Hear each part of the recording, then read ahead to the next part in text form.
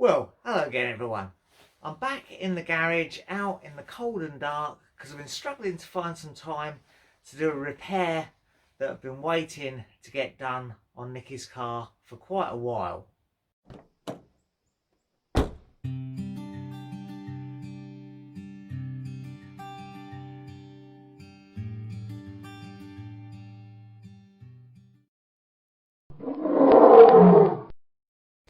Now, it doesn't look quite as bad as it is. I had a little bit of an accident with the back light here. And in fact, I did press the section that popped out back in again, and that's held in for a while.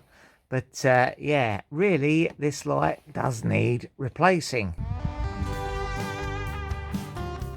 Now, don't forget, I am not a trained or qualified mechanic. These are just vlogs for your entertainment as I try and get myself back out of trouble with Nikki. If you've any doubts about working on your own vehicle, you are better to take it to a qualified mechanic. Well, I found what I believe is the correct part on Autodoc, and it cost me about £100. There's 2 or 3 different types listed for this model and year, and I had to have a look at the pictures and match up. This little line here seemed to be the feature, so I'm hoping I brought the correct one to match. So as you can see, I got it from Autodoc, and they're pretty good. They've got a little app as well, and you can get a discount if you use them regularly. It's a TYC part. There were some other manufacturers listed, but as I say, I had to try and match up with the photos to the style that is actually on the car, because just the make and year didn't seem to suffice. Now, looking at the new part should give us a pretty good idea of how it fits on.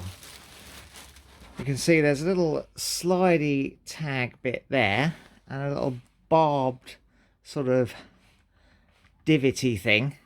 What's the word for that? But it's like a little barb fitting, so the whole light should pull out that way. Now, I bought one without the little LED module, but you can get ones with the LED module, but the LED module is fine, the light works, so we saved a few quid there.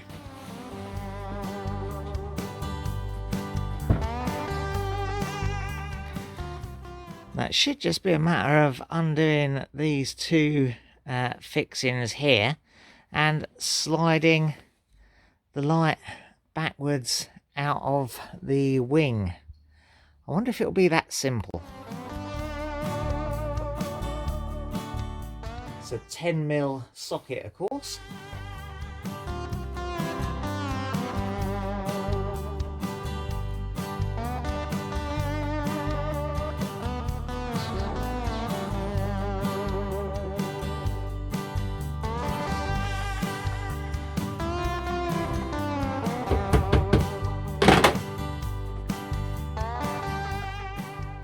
There we go. So yeah, just a little tap gets the job done. Now, all I really need to do now is disconnect these bits and pieces. So I've only really got 2 bulbs here, haven't I? I've got the indicator there and the main brake light and rear light.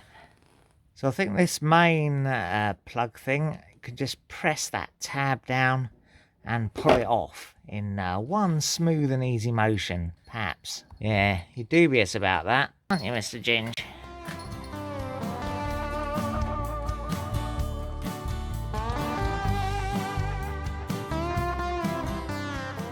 Not too bad.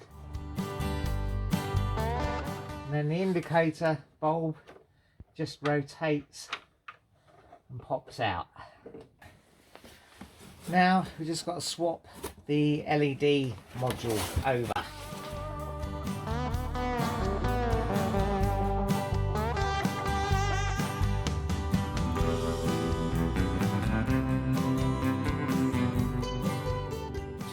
Make sure this little rubber seal thing's in good condition. Looks alright there, doesn't it?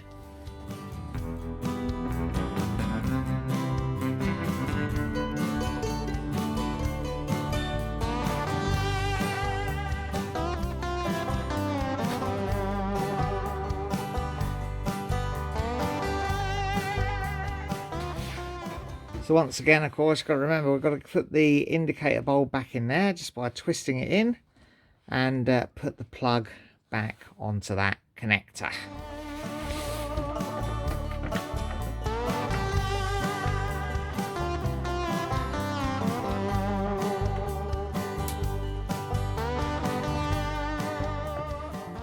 And now you can see, of course, just going to slide it back on, and this little bracket here pops on to this little fastening here, and that's your little barbed thing there, which pops into there. So let's give that a go.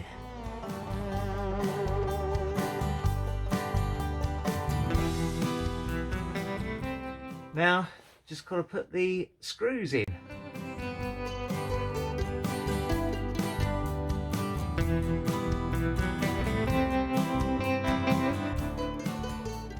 Don't need them super tight, of course.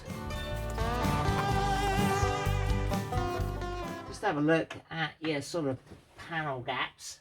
This isn't a great fit, so I'm just going to slacken them off a bit again and try and ease the light round to a little bit of a better position.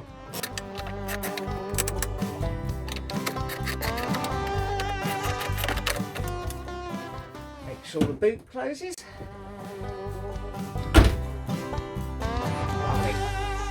Right, now of course I've got to try the lights, so I'll try the rear light and the indicator.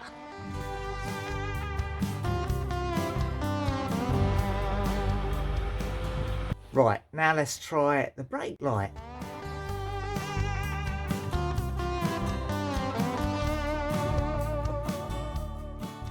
So there you go, pretty simple fix really. I'm not sure what a main dealer would have charged to do that, but I'm sure I've saved myself a few quid. Well, that's all for now. If you enjoyed this video, please share it with your friends. Give the like button a press. And don't forget to subscribe if you want to see some more.